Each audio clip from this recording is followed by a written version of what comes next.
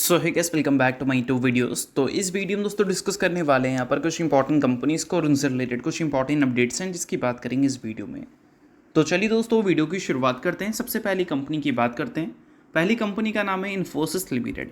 But इसको discuss करने से पहले अगर आपने अभी तक चैनल को सब्सक्राइब नहीं किया है तो चैनल को सब्सक्राइब करके बेल आइकन को प्रेस कर लो और टेलीग्राम चैनल को भी ज्वाइन कर लो, जिसका लिंक आपको डिस्क्रिप्शन में देखने को मिल जाएगा। और एक डिस्क्लेमर भी है, जो भी कंपनी से रिलेटेड न्यूज़ एंड अपडेट्स हम लोग कवर करेंगे वो सारी न्यूज़ एंड अपडेट्स सिर्फ और सिर्फ एजुकेशन पर्पज़ के लिए सीखने के लिए है। तो इसको किसी भी तरह का इन्वेस्टमेंट एडवाइस मत समझना, आप खुद से रिसर्च और एनालिसिस भी कर सकते हैं। तो चलिए दोस्तों वीडियो की शुरुआत करते हैं। सबसे पहले बात करते हैं इन्फोसिस से रिलेटेड कुछ इंपॉर्टेंट न्यूज़ एंड अपडेट्स के बारे में। सो दोस्तों अगर हम इन्फोसिस की बात करें तो फिलहाल इस कंपनी से रिलेटेड एक काफ़ी बड़ी खबर हमें सुनने को मिल रही है। खबर दोस्तों फिलहाल है कंपनी के बायबैक से रिलेटेड। हाल ही में कंपनी ने अब तक का सबसे बड़ा बायबैक का अनाउंसमेंट किया था, जिसका साइज़ अगर देखोगे तो 18,000 करोड़ का था और ये टेंडर बायबैक भी था। इस वजह से भी इन्वेस्टर्स काफ़ी ज़्यादा खुश थे। बट फिलहाल इसके रिकॉर्ड डेट के कोई अता पता हमें देखने को नहीं मिल रहे थे। बट फिलहाल फाइनली कंपनी ने रिकॉर्ड डेट को पूरी तरह से कंफर्म कर दिया है। और फिलहाल अगर रिकॉर्ड डेट की बात करें तो अगला फ्राइडे इसका रिकॉर्ड डेट है, या फिर बोल सकते हैं फ्राइडे 14 नवंबर। ये डेट को आप नोट कर सकते हैं। इसी दिन आपको इसका रिकॉर्ड डेट देखने को मिलेगा, यानी कि इस दिन तक जो कंपनी के शेयर होल्डर रह गए वो कंपनी में बायबैक के लिए पूरी तरह से एलिजिबल हो जाएंगे। और साथ में दोस्तों आपको पता होना चाहिए कि कंपनी ने ऑलरेडी कंफर्म कर रखा है कि कंपनी के जो प्रमोटर्स हैं, इसमें कंपनी के जो फाउंडर हैं नारायण मूर्ति और कंपनी के जो चेयरपर्सन हैं, उन सारे जो बड़े बड़े प्रमोटर्स हैं उनकी कोई पार्टिसिपेशन इस बायबैक में देखने को नहीं मिलेगी। यानी कि इससे इन्वेस्टर्स के लिए कॉन्फिडेंस और भी ज़्यादा बढ़ता हुआ दिखा है। तो ये चीज़ों को आप ज़रूर नोट कर सकते हैं। अब जब बायबैक पूरी तरह से कंप्लीट हो जाएगा, एग्जीक्यूट हो जाएगा, तो उसके बाद हमें देखना काफ़ी ज़्यादा इंटरेस्टिंग रहेगा कि कंपनी के कैश इक्विवेलेंट्स में कितने बड़े चेंजेस देखने को मिलते हैं। क्योंकि अभी के टाइम पे फर्स्ट हाफ तक इस फाइनेंशियल ईयर का 31,832 करोड़ का फ्री कैश कंपनी के पास पड़ा हुआ है।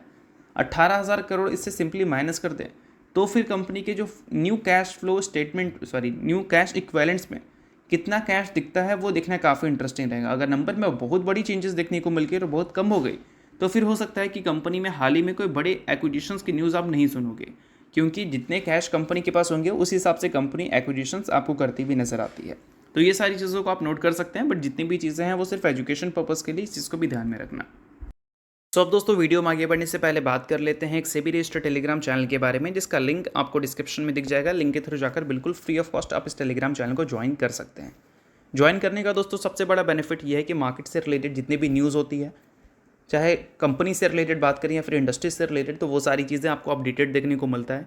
मार्केट में अगर वॉलेटिलिटी देखने को मिलती है तो काफ़ी सारी कंपनी के चार्ट्स को प्रॉपर एनालिसिस कर यहाँ पर अपडेट किया जाता है, जिसको भी चेकआउट आप कर सकते हैं। और सेबी रजिस्टर्ड रिसर्च एनालिस्ट का टेलीग्राम चैनल है, तो इनके कॉल्स वगैरह भी दिखते हैं, जिसको भी चाहो तो आप चेकआउट कर सकते हो। तो लिंक आपको डिस्क्रिप्शन में दिख जाएगा। लिंक के थ्रू जाकर बिल्कुल फ्री ऑफ कॉस्ट आप इस टेलीग्राम चैनल को ज्वाइन कर लेना। तो चलिए दोस्तों बात करते हैं अगली कंपनी के बारे में। सो अगली कंपनी का नाम है Tata Motors Passenger Vehicles Limited. So दोस्तों टाटा मोटर्स की अगर हम बात करें तो हाल ही में टाटा मोटर्स से रिलेटेड एक काफ़ी बड़ी खबर हमें देखने को मिली है। खबर है दोस्तों कंपनी के Q2 के रिजल्ट से रिलेटेड। उसका रिजल्ट का डेट कंपनी ने अनाउंस कर दिया है और ये जो रिजल्ट है वो काफ़ी इंटरेस्टिंग रहेगा, क्योंकि आफ्टर डिमर्जर ये पहला quarterly result Tata Motors publish करने जा रही है। अब टाटा मोटर्स नहीं, टाटा मोटर्स पैसेंजर व्हीकल्स बोलो। और सबसे इंपॉर्टेंट बात, इस बार कंपनी जो क्वार्टरली रिजल्ट रिपोर्ट करेगी उस रिजल्ट से मार्केट की एक्सपेक्टेशन क्या है। कि एक्सपेक्टेशन अच्छी है क्योंकि फेस्टिव सीजन हमें देखने को मिले थे, या फिर एक्सपेक्टेशन बहुत ही ख़राब है। तो चलिए उन सारी चीज़ों को मैं थोड़ा सा डिटेल में समझाता हूँ। सो देखो दोस्तों, पिछले क्वार्टर में तो कंपनी ने काफ़ी बड़ा रेवेन्यू रिपोर्ट किया था, लगभग 1,04,000 करोड़ का। बट इसको अगर ईयर ऑन ईयर बेसिस पे कंपैरिजन करें तो 2.5% की डी ग्रोथ ही कंपनी ने दिखाई थी। और इस बार जो कंपनी रेवेन्यू रिपोर्ट करेगी इस बार भी हमें डी ग्रोथ देखने को मिलेगा ईयर ऑन ईयर बेसिस पे, क्योंकि इस बार मार्केट की एक्सपेक्टेशन है करंट सिनेरियोस को देखते हुए 95,701 करोड़ का ये कंपनी के रेवेन्यू से एक्सपेक्टेशन है। अब इसको Q1Q बेसिस पे कंपैरिजन करें तो ऑब्वियस सी बात है कि यहाँ पर डी ग्रोथ दिखेगा। ईयर ऑन ईयर बेसिस पे भी अगर देखोगे तो 1 लाख करोड़ से ज़्यादा का रेवेन्यू पिछले क्वार्टर में था, पिछले साल के Q2 में, तो वहाँ पर भी आपको डी ग्रोथ देखने को मिलेगा। तो रेवेन्यू 95,701 करोड़ की एक्सपेक्टेशन मार्केट लगाकर चल रही है। अब इसके अलावा बात करते हैं दोस्तों प्रॉफिट आफ्टर टैक्स। तो पिछले क्वार्टर में कितना प्रॉफिट था? 4,003 करोड़, जो कि Q1Q बेसिस पे 50% से भी ज़्यादा गिरा था। और पिछले साल के Q2 में कंपनी ने प्रॉफिट रिपोर्ट किया था 3,450 करोड़। बट इस बार मार्केट की जो एक्सपेक्टेशन है वो 3,100 5 करोड़ की एक्सपेक्टेशन है, जिसको अगर ईयर ऑन ईयर बेसिस पे कंपेयर करें तो यहाँ पर तो बड़ी गिरावट देखने को मिल रही है, but Q on Q basis पे गिरावट का जो नंबर है वो ज़्यादा बड़ा देखने को मिल रहा है। बट ऐसा नहीं कि ये जो कंपनी से मार्केट उम्मीद लगाकर चल रही है यही फाइनल नंबर दिखेगा, ऐसा नहीं होता है।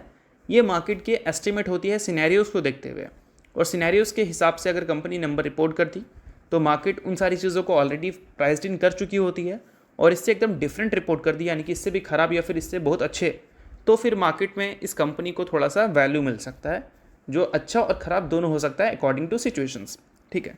और एट द एंड अगर हम बात करें ईपीएस के बारे में, तो पिछले क्वार्टर में कितना ईपीएस रिपोर्ट किया था इसने, लगभग 10.66 का, और पिछले साल के क्वार्टर 2 में कितना था, 9.08 का।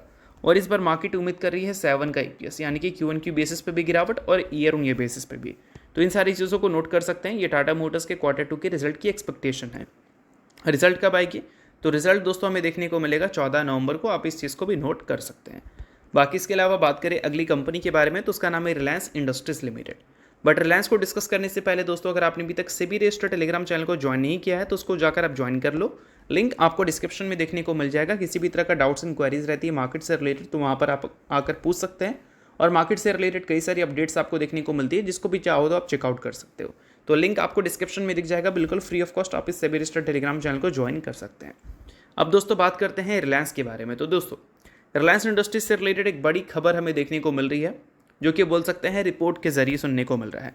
रिपोर्ट यहाँ पर यह कह रहा है कि बैंकर्स ने ये कहा है कि रिलायंस जियो का जो आईपीओ है उसका वैल्यूएशन हमें देखने को मिल सकता है $170 बिलियन, और एज मच एज यहाँ पर मेंशन किया गया है। इसका मतलब बोल सकते हैं ज़्यादा से ज़्यादा अगर होगा वैल्यूएशन में चेंजेस तो $170 बिलियन तक ही होगा, यानी कि ये मैक्सिमम नंबर है।